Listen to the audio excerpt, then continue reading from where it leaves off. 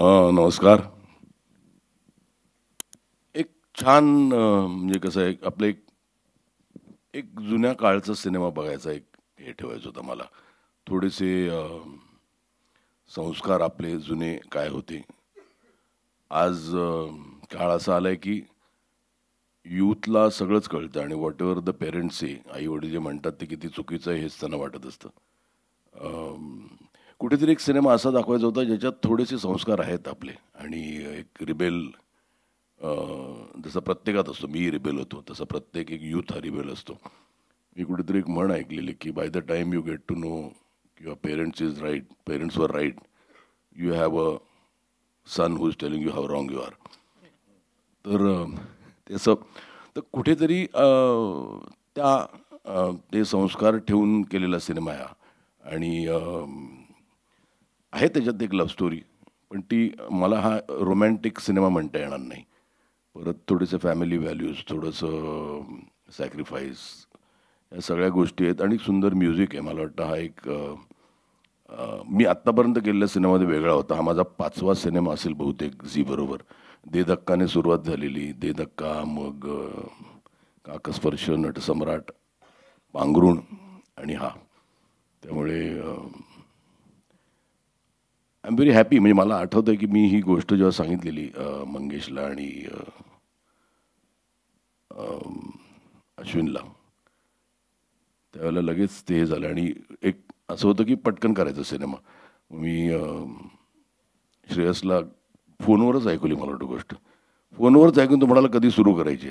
तर जरा everything which fail in place. मग ऋषी आला ऑन बोर्ड, शरद सक्सेना आले. आमची सुहास ताई तर माझी फेवरेट ॲक्ट्रेस आहेच कधीपासून, मला वाटतं 91 पासून.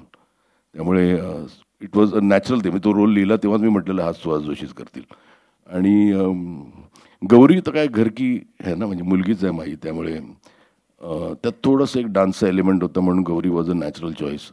दीप्ती लेले, मला खूप आनंद वाटतो सांगायला की दीप्ती लेलेची खूप लेट मला वाटतं इंट्रोडक्शन झालं ॲक्टर्स म्हणून, आणि ते माझ्या एका शोमध्ये झालं. त्यामुळे इट वॉज अ फॅन्टॅस्टिक आणि झीचा बॅकिंग होतं. त्यामुळे cinema whatever I see, म्हणजे मी जो बघितला तो मला आवडला आहे. बाकी but it is a film which you can see with the whole family.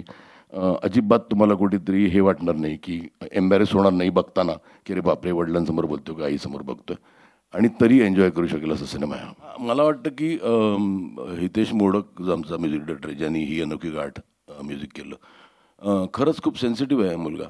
आणि ह्या सिनेमामध्ये पण खूप, म्हणजे ह्याच्यात मला सगळीच गाणी दाखवायची होती, बरीचशी गाणी येऊ शकली नाही. पण अप्रतिम म्युझिक आहे ह्या सिनेमाचं.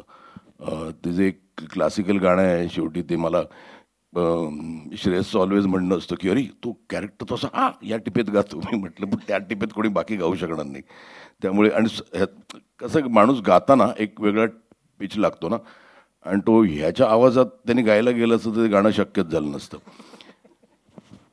तर पण बाकी खूप एक नाते सलते का नावाचं एक गाणं आहे त्यात, ते पण अप्रतिम आहे.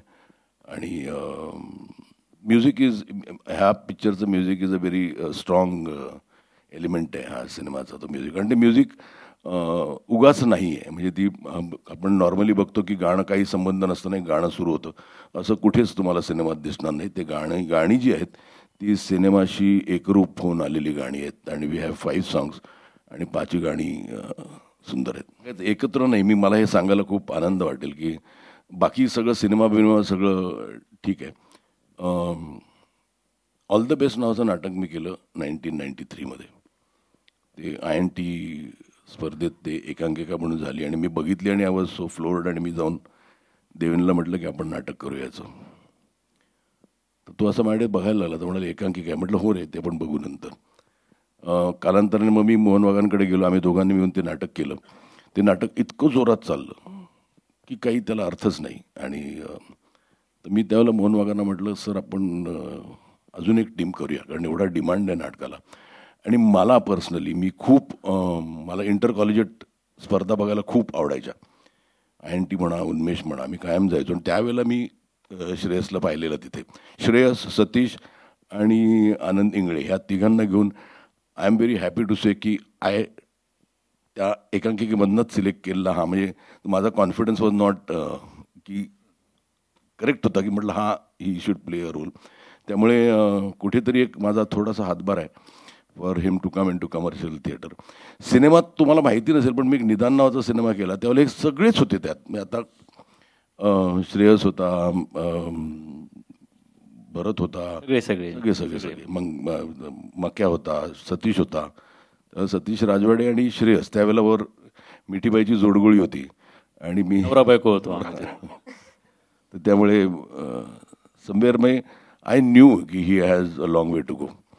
आणि थोडंसं एक आमचं एक दुसरं एक अजित कुलकर्णी नावाचं एक रिलेशन होतं आमचं. हो हो हो, हितेशनी पांघरुणचा पण बॅकग्राऊंड स्कोर केला, याही सिनेमाचा केला. तो ना खूप गुणी आहे मुलगा, म्युझिक डिरेक्टर म्हणून. आणि कम्प्लीट फोकस्ड आहे. तुम्ही असं नाही की एक सिनेमा करताना तो त्याचं दुसरं काही काम चालू असतं, तिसरं गाणं चालू असतं. एकदा घेतला की तो कम्प्लीट होईपर्यंत आणि त्याचं संपतच नाही गाणं. मग त्यात एक म्युझिक ॲड कर, हे ॲड कर, ते ॲड कर, आणि व्हेरी सिन्सिअर आहे. बरं त्याचं असं नाही की नॉर्मली कसं असतं, मरे भाई हे ॲड करा, इतना चेक भेज दे. तो इतना चेक भेज दे कधी येत नाही त्याचं मग हे ॲड करा. त्यांनी एकदा कमिट केलं की हे गाणं करतोय तर तेवढ्याच पैशात करतो, बाकी सगळे ॲडिशन्स तो स्वतः बेअर करतो. आणि मला अजून एकाला थँक म्हणायचे की त्यांनी संवाद जे लिहिले, सिद्धार्थ साळवी म्हणून, त्यांनी खूप अप्रतिम संवाद लिहिलेत. प्रत्येक वेळेला काय होतं, सगळ्या ह्याच्यात ना तो जो मेन असतो, तो जो खरा सिनेमाचा गाभा असतो संवाद, त्याचं नाव राहतं. त्यामुळे सिद्धार्थने खूप छान संवाद लिहिले त्या सिनेमाचे. नाव ना माझ्या गाण्यावरनं सुचलं. म्हणजे ते गाणं, आणि कसं आलं की ज्यावेळेला आपण कसं असतं की नाव, हल्ली काय करतो आपण ना, सिनेमाची गोष्ट सांगायचा प्रयत्न करतो नावात, आणि प्रॉब्लेम हा होतो की त्या सिनेमाला येणारा प्रेक्षक कसं म्हणायला, मला ही अनोखी गाठ होती. It's a very peculiar relation आहे. त्यामुळे मला वाटतं हे, आणि ते गाणं एकदा म्हणत असताना म्हटलं रे, ही ओळ त्या सिनेमासाठी करेक्ट आहे. आणि ॲप नाव आहे, म्हणजे सिनेमा बघितलं तर तुम्हाला कळेल की नाव करेक्ट आहे त्या पिक्चरचं. हो, मी कसं होतं, ह्या पिक्चरचं शूटिंगचा अनुभवच फिनॉमिनल होता. आम्ही महाबळेश्वरला गेलो, एका शेड्यूलमध्ये करायचं ठरलं तिकडे. आणि आम्हाला एक लोकेशन सापडलं, सुंदर एक घर. श्रेयसचं जे घर दाखवायचं होतं, अप्रतिम असं दरीत घर होतं.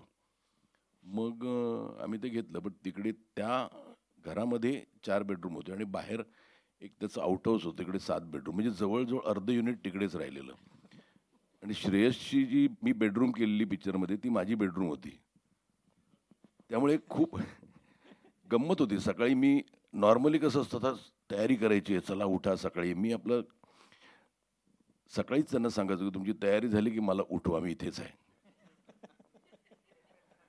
त्यामुळे ती जी एक गंमत होती ना सिनेमा करताना, कुठेच जायचं नव्हतं, उठायचं आणि शूटिंग करायचं होतं. कित्येक वेळा असं लेट उठलो, घाईघाईत, शॉट रेडी आहे, हो हो. तो शॉट घेऊन आल्यानंतर मी आंघोळ केलेली आहे. म्हणजे दुसरा शॉट होईपर्यंत मग वेळ मिळायचा ना. त्यामुळे दॅट वॉज फन. आणि सगळे म्हणजे पॅकअप नंतर पण सगळे छान एकत्र जेव्हा. श्रेयसला आम्ही फक्त दुसरीकडे, म्हणजे ते पण जवळच होता तो, पण तो पण बऱ्याच वेळा सगळं रात्री जेवण झाल्यावरच जायचा तिकडे, किंवा डबा तिथे जायचा इथून. पण तो जो एक एलिमेंट होता त्याच्यात, आणि ते हाईटवर होतं. ते एक फक्त जरासं त्याच्यात काही हे होतं ते की कधी ढग यायचे. म्हणजे शॉट चालू आहे, चला रेडी टेक ॲक्शन म्हटलं असे ढग यायचे तांबारे. ते ढग जाईपर्यंत मग कित्येक वेळा, म्हणजे त्यांचा जो हा लग्नाचा सीन होता ना, तो आम्ही किती वेळ करत होतो. चला शॉट रेडी, आले ढग. It was unreal. म्हणजे हार ह्यानी गौरीच्या काळात घालायचा का त्याच्या वडिलांच्या घरात घालायचा, इतकं होतं ते. ती एक धमाल होती. आणि मजा होती. सुहास ताईंची जी बेडरूम आम्ही सिनेमात दाखवली, ती सुहास ताईंची बेडरूम होती पॅकअप नंतर. तर त्यांना तर काहीच प्रॉब्लेम नव्हती, उठायचे आणि चला शॉट रेडी.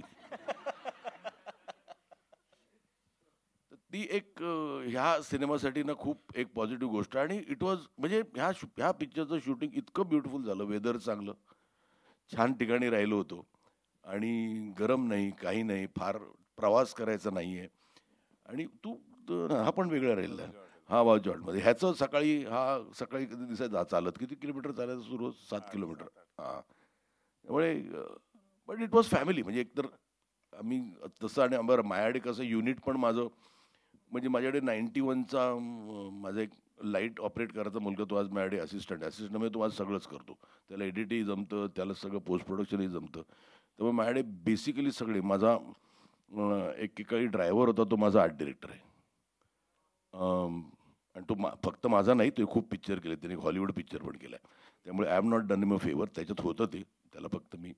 त्यामुळे ही सगळं युनिट माझं, मला वाटतं किती वर्षापासून माझ्याबरोबर आहे. त्यामुळे इट्स फॅमिली. आणि ह्या पिक्चरच्या निमित्ताने आम्हाला एकत्र राहता आलं. नाही तर शूटिंगला काय असतं, हे हे युनिट तिकडे राहतो, तो तिथे राहतो, फक्त शूटिंगसाठी भेटतो. इथे म्हणजे पॅकअप नंतर आम्ही एकत्र असायचो. त्यामुळे ती गंमत आय थिंक बियॉन्ड इमॅजिनेशन होती. नाही, नवीन पिढीला नाही, म्हणजे आता जे आहे ते आहे, चालतंय. म्हणजे आता मी नाही ना माझ्या मुलाला मारलंय. म्हणजे मी, मला वाटतं जास्तीत जास्त डोळे वटारले असेल हल्ली. आणि तुम्ही काही बोललात की मग आई सांगते, का बोललास तुला तसं, मग ती चिडली, मग ती तिकडे जाऊन कंप्लेंट करते. त्यामुळे ना हल्ली काही ती सोय नाही, त्यामुळे गपचूप बसायचं. पण मला असं वाटतं की त्या पिढीने ते चेंज झालेत ना, ते आता आपणही एक्सेप्ट करणं गरजेचं आहे. आज म्हणजे ते त्यांना बंधनं नको असतात. आणि it's up to the child की तुम्ही ते किती किती बंधनं घालून घ्यायची किंवा नाही. फॉर्च्युनेटली आमची मुलं जी आहेत ती तशी काही न सांगता पण आहेत, ओके.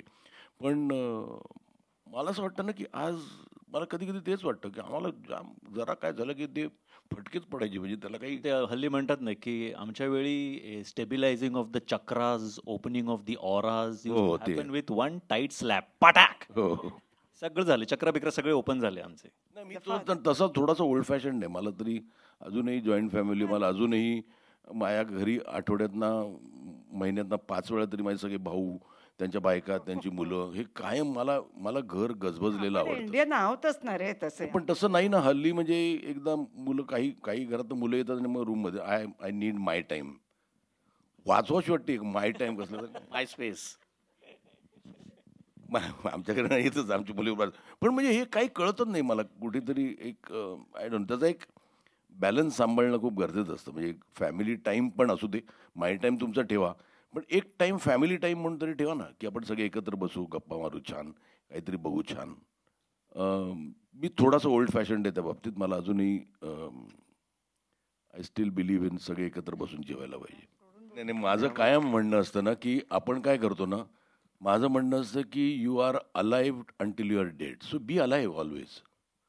म्हणजे मी हा विचारच करत नाही, कधीच केला नाही की का, म्हणजे वेन यू थिंक की मी मरेन, नाही रे, you are alive till you are dead. त्यामुळे लिव्ह दॅट मुमेंट, या मताचा मी आहे. आणि शरदचं पण मला त्याचे खूप कौतुक वाटतं. तो पण बाहेर, म्हणजे त्यांनी नाटक केलं कुठलं, ती हिमालयाची सावली. मी म्हटलं का करतोय, पण त्यांनी केलं. म्हणजे मी ह्या कॅन्सरच्या ऑपरेशन नंतर जेव्हा बिग बॉसचं पहिलं प्रोमो शूट केला ना, तर मी अख्खा आतमध्ये ट्यूब लावून इथे पिशव्या बांधलेल्या आणि शूट केलेल्या. मी इथे पोटात बिटात सगळ्या ट्यूब होत्या, कारण त्यांना प्रोमो जायचा होता. पण it doesn't, there is always a next time. म्हणून मी श्रेयसला पण म्हटलं, Abhi we are as good as new. माझ्याकडे पण 3 आहेत. एकदा तिघांच्या सिद्धीसाठी टाळ्या झाल्या पाहिजेत. माझ्याकडे 3 स्टेंट्स आहेत आणि मी स्टेंटमॅन म्हणतो स्वतःला. माझ्याकडे 2च आहे. नाही नाही, पण ते राहू दे तेवढंच. आणि काही नाही. आणि आता your heart is as good as new. म्हणजे म्हणजे मला अजून आठवतं की मी माझं ज्याला अँजिओप्लास्टी झाली, तर मी डॉक्टरला सांगितलेलं की मी हॉस्पिटलचे कपडे घालणार नाही, मला थोडंसं. म्हणून मी माझ्या घरचे कपडे घालून ते हिंदुजामध्ये, आणि मी स्वीट घेतलं, त्या वाजलं रूम होती. मी सांगतो, ती स्वीट रूममध्ये पार्टी रूम असायची. सकाळी यायचे काय खायला, अरे त्या रूममध्ये म्हणजे सकाळ नाश्ता भरून ठेवला असायचा मेदानी. आणि मी अर्धा तिकडे, फक्त तिकडे पत्ते आणि बाकी सगळं चाललं नाही, बाकी सगळं चालू होतं. तर माझा डॉक्टर रोज यायचा, मग मला तिकडून बोलवायचे, डॉक्टर आलाय. मी एकदा, मला डॉक्टर म्हणाला की तू मला कधीतरी त्या बेडवर दिस, मी येईन ना जेव्हा व्हिजिटला, कधीतरी त्या बेडवर दिस. त्यामुळे ना इथे खूप तुम्ही स्ट्रॉंग असायला लागतं तुम्हाला सर्व्हायवल असेल तर. कॅन्सरचा मला जेव्हा रिपोर्ट आला आणि मी धमाल करत होतो रूममध्ये, मग तो डॉक्टर मेधाला म्हणाला, याला माहिती आहे, याला काय झालं. तर मला ना हसावं का रडावं कळलं ना. म्हटलं you should be happy, what do you expect me to do. मी असं डिप्रेशनमध्ये बसून की मला कॅन्सर झालं म्हणून बसायचं का, नाही. म्हटलं आय विल ओव्हरकम दिस.